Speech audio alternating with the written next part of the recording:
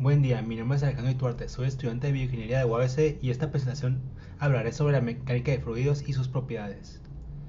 La mecánica de fluidos es la rama de la física comprendida dentro de la mecánica de medios continuos que estudia el movimiento de los fluidos, así como las fuerzas que lo provocan.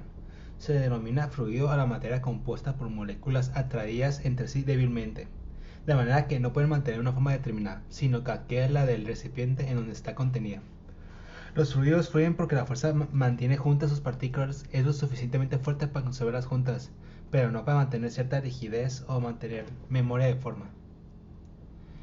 Existen dos tipos de fluido: el fluido newtoniano, que son aquellos que tienen viscosidad constante, es decir, que no varía sin importar cuánta fuerza se le aplica al fluido. La viscosidad no depende del movimiento, no cambia en su pendiente y se representa con una línea recta como se ve en la imagen. Y el fluido no newtoniano, que es un tipo de intermedio entre fluido y sólido, dependiendo de sus condiciones de temperatura y tensión constante. No tendrán viscosidad única, sino que dependerá de las fuerzas que se ejercen sobre él o de los cambios de temperatura, por lo que tendrá una viscosidad variable. Genera cambios dependientes sobre todo en el inicio. Hay dos tipos de flujos más comunes, son el laminar y el turbulento. Los flujos laminares aparecen cuando en cada punto de trayectoria todo pequeño volumen del fluido para siempre con la misma velocidad, es decir, en el que las trayectorias de las partículas no cambian. Cuando existen variaciones de calor se crea un riesgo importante de inducciones de aire contaminado. En el flujo turbulento, las partículas de aire describen una trayectoria en forma de remolino y de alta velocidad. Las partículas en este caso no describen una trayectoria en sí. El flujo laminar es silencioso, patrón en líneas de flujos constantes, altas viscosidades y bajas densidades y velocidades, mientras que el turbulento es ruidoso, patrón en líneas de flujos variables, bajas viscosidades y altas densidades y velocidades. Propiedades de los fluidos. La densidad es la medida de cantidad de materia que hay en un volumen determinado. Se suele representar como kilogramos sobre el metro al cúbico. Los fluidos poseen mayor o menor densidad de acuerdo a la cantidad de partículas que haya en un mismo volumen de fluido, aunque las interacciones entre estas partículas también influyen en la densidad. La densidad de una sustancia se da en relación con la densidad de una sustancia conocida ampliamente. Entonces se le llama gravedad específica o densidad relativa, y se define como la razón de la densidad de una sustancia a la densidad de alguna sustancia estándar, a una temperatura específica. La presión que ejerce el líquido es la presión termodinámica que interviene en la ecuación constitutiva y en la ecuación de movimiento del fluido. Los fluidos ejercen una presión sobre cualquier cuerpo sumergidos en ellos. Y por último, el coeficiente de compresibilidad, conocido también como el factor de compresión, es la razón del volumen molar de un gas con relación al volumen molar de un gas ideal a la misma temperatura y presión. La capacidad calorífica específica es una magnitud física que se define como la cantidad de calor que hay que suministrar a la unidad de masa de una sustancia o sistema termodinámico para elevar su temperatura en una unidad. La viscosidad es la resistencia que ofrecen los fluidos a las deformaciones y que tiende a impedir la fluidez. Por ejemplo, la miel tiene una viscosidad dinámica mucho mayor que la del agua.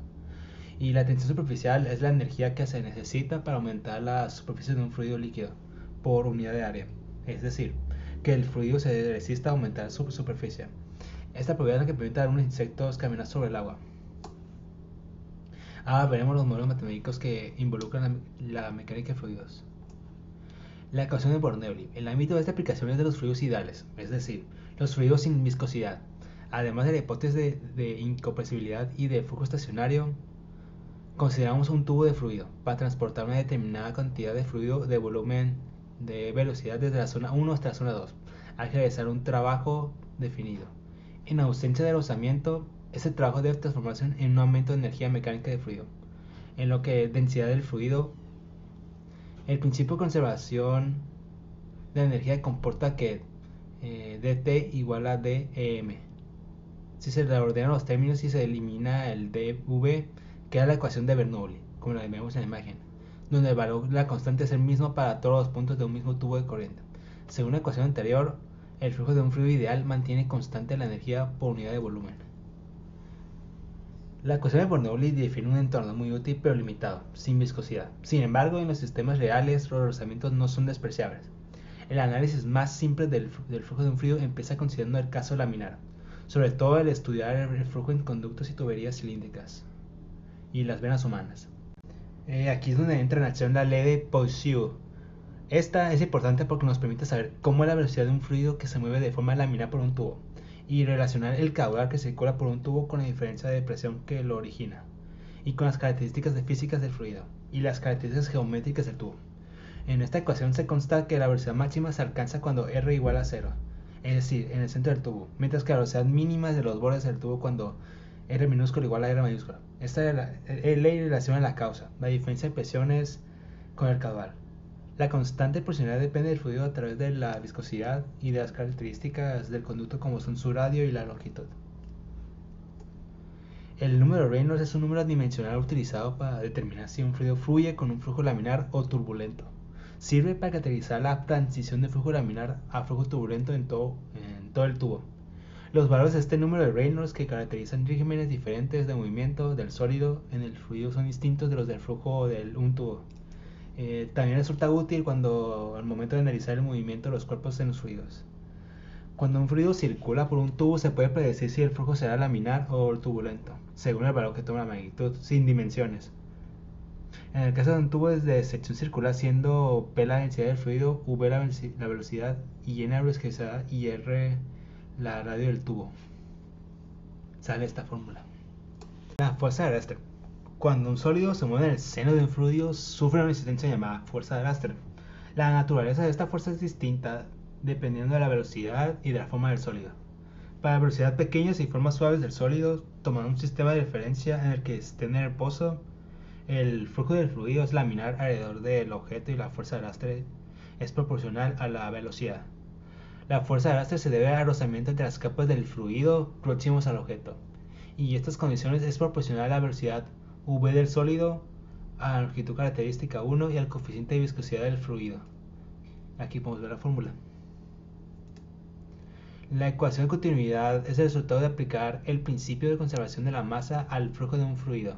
Supongamos que un conducto por el cual circula un fluido, la densidad constante, nuestro objetivo es evaluar el cambio de velocidad del fluido al pasar del punto 1 al punto 2, será A1 el área de sección transversal del conducto en la zona 1 y A2 el área correspondiente en la zona 2.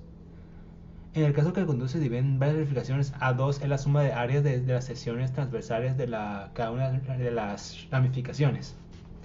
La ecuación de continuidad surge de aplicar el principio en que la masa del fluido que entra por 1 debe salir por 2. En efecto, en el punto 1 la masa del fluido que pasa a través del área 1 durante un tiempo infinitesimal. Si el fluido es incomprensible, el fluido que pasa por el punto 2 es en el mismo tiempo es el mismo.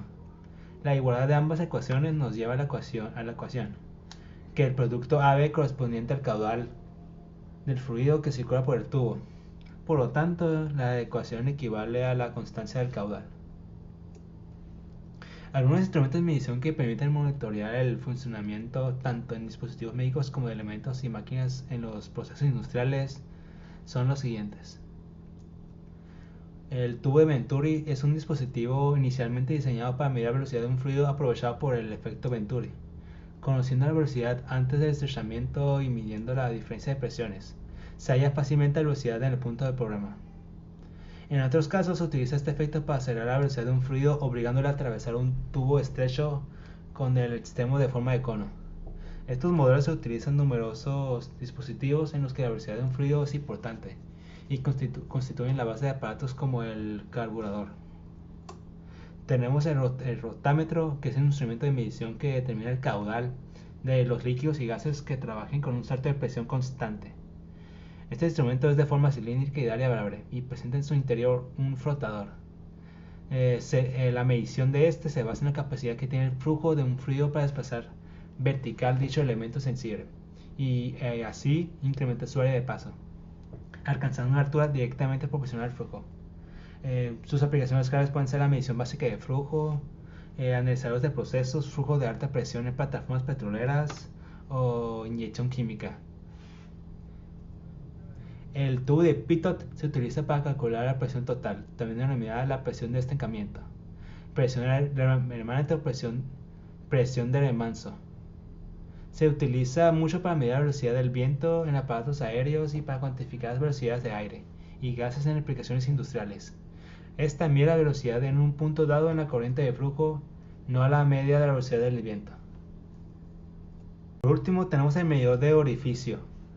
Los medidores de flujo de placa de orificio permiten medir el caudal de un fluido que pasa por una tubería. Esta consta de un disco con un orificio en el centro en que se coloca perpendicularmente a la tubería. Se trata sencillamente de pasar un fluido a través de la restricción y se lee la presión diferencial a través de la restricción. Este está basado en el teorema de Bernoulli, aplicado en medidor de placa de orificio para vapor. Al ser un elemento de medición de caudal, la placa de orificio tiene muchas aplicaciones y la mayoría son industriales, como lo son en industrias químicas, tratamiento de distribución del agua y del gas, aceiteras, industrias de bebidas, calderas y el motores para cuidar el caudal del combustible. Eso fue por todo en esta presentación. Que tenga usted un buen día.